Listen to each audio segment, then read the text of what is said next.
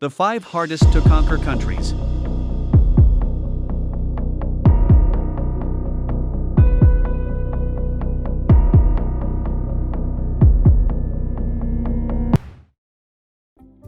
In history, every empire either falls or changes into another empire, which then falls.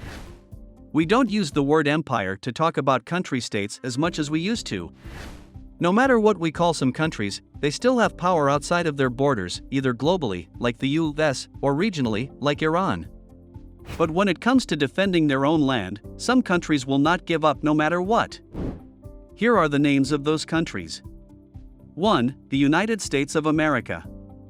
We all saw this one coming, so let's get it out of the way early and start with what I know many of you are thinking. An invader of the United States doesn't just face the US military.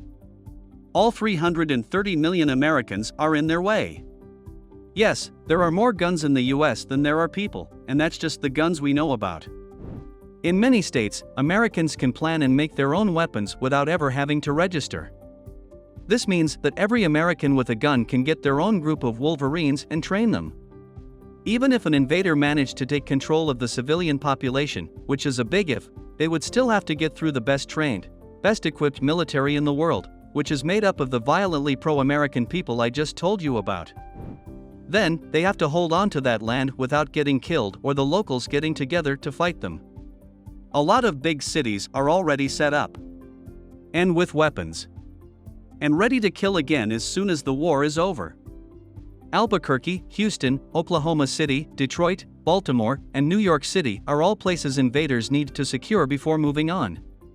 This is true whether the invasion moves from east to west or west to east. Which brings up another point: America is very big.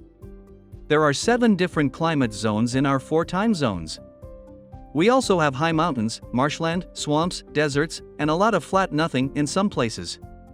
Without a bridge, just crossing the mighty Mississippi River is enough to kill a good portion of an army, while the people of East St. Louis use it as a target range. When the invaders leave the actual geography of the United States, where roving bands of armed American militias are waiting to ambush their enemies, they will enter some of the largest cities in the world. 3 of these cities are in the top 100 in terms of population, and many of them are full of gangs and violent extremist groups. Ever look up at the buildings in New York City and wonder what it would be like to attack, take over, and keep a city with so many people and so much space? 2. Russia. This one goes much further than the story of Jen. Winter, although that would definitely be a factor for most invading countries.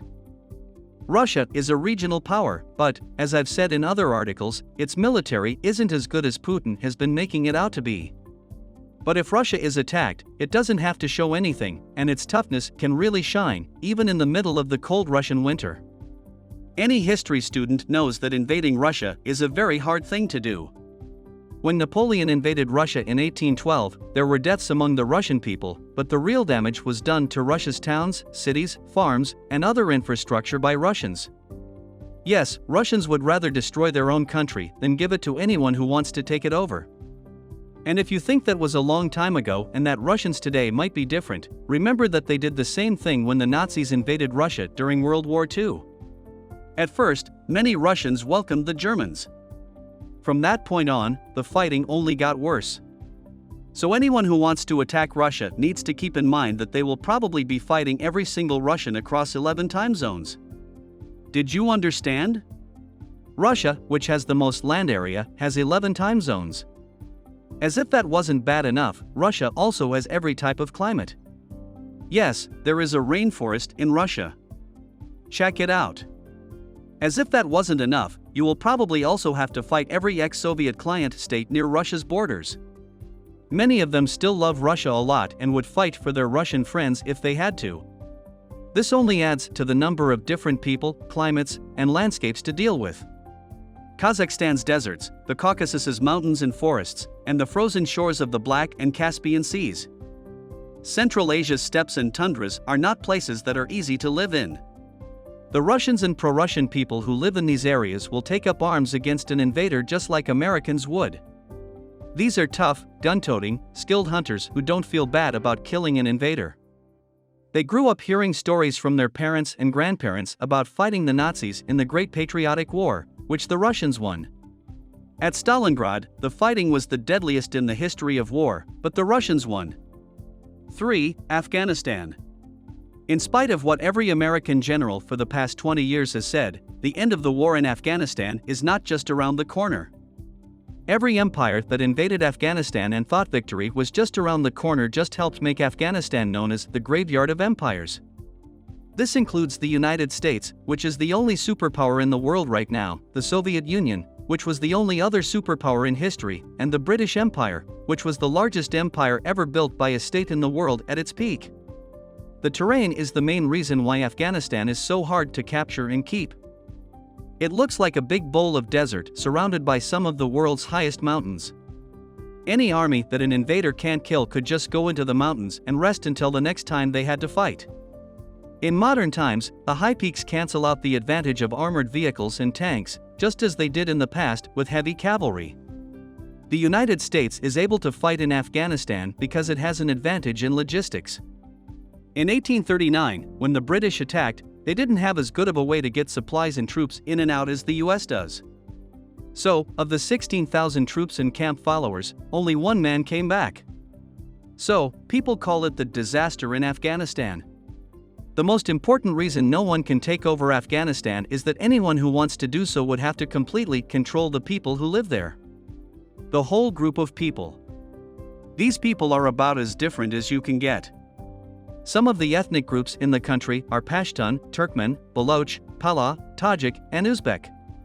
Even after living in the United States for 20 years, many people wouldn't notice that one of the ethnic groups I just mentioned is actually a rice dish.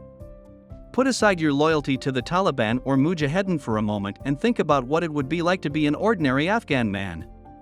Their clan, tribe, unit, sheikh, ethnicity, religion, and maybe even their provincial or central government.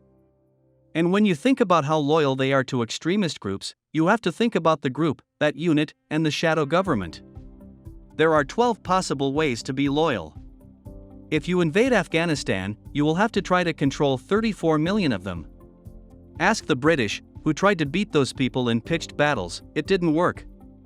Ask the Soviets, who tried to kill them all. The American plan to build a nation is also not going well. 4. China. Did your army that came to invade plan to fight 1 billion people? Because that is probably what will happen if you attack China. There are now more than 1.3 billion people living in the country, with the most people in the world. That means they have almost the entire population of the United States plus 1 billion people. Since I've been writing these wargaming posts for a few years, I know that many people will ask me to consider that this doesn't mean China has a skilled or fearsome ground force and that all they've ever mastered on a modern battlefield is human wave attacks. Even though these 1 billion Chinese people probably don't have their own weapons, it wouldn't take long for the plan's central bureaucracy to start giving out weapons to form a united front against an invader. An old saying in the US military goes, if it's stupid and it works, then it's not stupid. It might seem stupid to throw a few million soldiers at an invader, but it's a lot of people and it's likely to work. So, even if the numbers from the Battle of the Chosin Reservoir are repeated and it takes 10 Chinese divisions to stop one Marine division, the Marines will need to send 25 divisions just to set up a beachhead. Even though the invader is on land, that doesn't mean the fun is over. China is as big as the United States, and its climate and geography are just as different. It is surrounded on all sides by extreme weather and oceans, so invaders will have to be ready for the unpassable Gobi Desert and the jungles of Southeast Asia, as well as the snowy, mountainous Himalayan regions, which will make air support hard. If bands of the Chinese People's Liberation Army don't kill invading troops along the way, they still have to deal with a number of tropical diseases and diseases caused by too many people and too much pollution. This is just how to fight a normal war. The Chinese are experts at stealing foreign technology, so an invading army would have to assume that the country they're attacking has all the technological know-how of the United States. And with a population of more than 750 million people, assuming they didn't all die in a human wave, they're ready to fight for a long time. 5. India. This is probably the only thing on the list that most people didn't think of. But India is a hard place to take over by itself. To the north and east were the harsh mountain passes of the Himalayas. About half of India's northwest is made up of dry deserts. The southwest of India is wet and tropical, which makes it hard to find the best places to land an invasion force that came from the sea. That is, if you ever make it to the subcontinent with an invasion force. India's main naval strategy is to send enough submarines into her own waters to sink both enemy warships and enemy landing craft while cutting off enemy shipping routes. This strategy has been used for a long time, even before China changed its foreign policy from peaceful rise to crouching tiger. Since 1947, when the British left India, they've had to deal with Pakistan a few times and even gone to war with China. Since then, China and Pakistan have only grown closer, so India's entire defense strategy has to be based on the idea of fighting a war on two fronts, and they're ready for it. Any Indian general will probably tell you that fighting in India is not a small thing.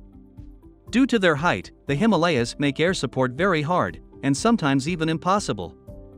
India can't depend on just one country for help, so it can't choose to be closer to either the US or Russia. India cares about Pakistan and China, and they will take any technology or equipment that will help them win the war against them.